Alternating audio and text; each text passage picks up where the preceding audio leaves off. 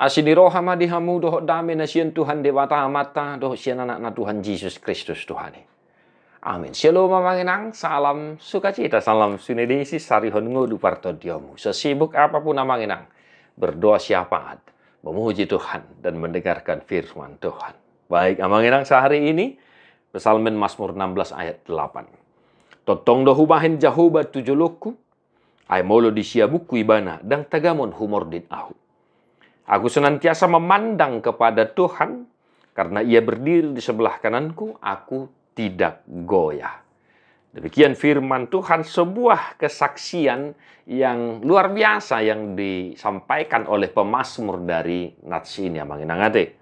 Yang pertama, totong do hubahin jahuba tujuluku. Ya, tujuluku. Kalau di bahasa Indonesia memang memandang kepada Tuhan. Tapi kalau kita perhatikan, dijolo. Molo didok dijolo manginang yang menuntun kita, manogudoku hita patuduhod dalan. Ya, ini luar biasa.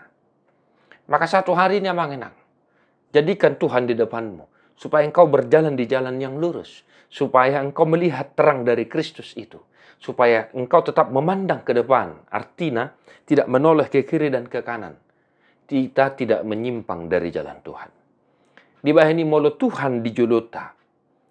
Hal yang luar biasa yang boleh kita saksikan dalam iman kita. Molo Tuhan dijolota. Isi besi biarat tutua manginang hati. Maka satu hari ini sekali lagi apapun aktivitas kita, profesi kita, jadikan Tuhan di depan. Supaya diberkati segala apa yang kau rencanakan. Supaya engkau di jalanmu tetap lurus. Dan apa yang akan menghalangi ya perjalananmu, Tuhan yang pertama sekali menghempaskan semua itu sehingga kau mampu bersukacita. Amin. Nah, itu yang pertama.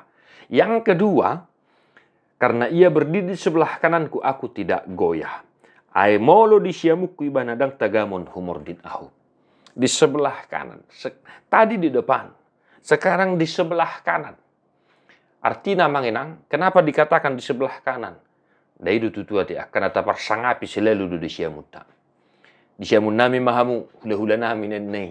Nanti, mulai dihitung halak badak. Artinya manginang, kalau Tuhan di sebelah kanan kita, dia teman kita. Dia yang mendampingi kita. Maka, satu hari ini juga, selain di depan, biar Tuhan juga mendampingimu di kanan, di kiri. Supaya apa?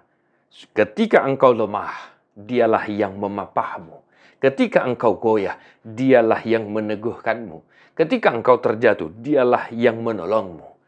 Orang yang ada di sebelah kananmu, yaitu Kristus Yesus Tuhan kita. Amin.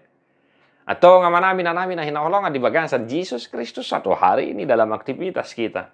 Biarlah kita boleh menyaksikan apa yang disampaikan oleh firman Tuhan dalam aktivitas kita satu hari ini. Di pasu-pasu Tuhan tak mau manginang. Mertua doakan itu mangihon hatan di debata. Jala naupiopsa. Amin.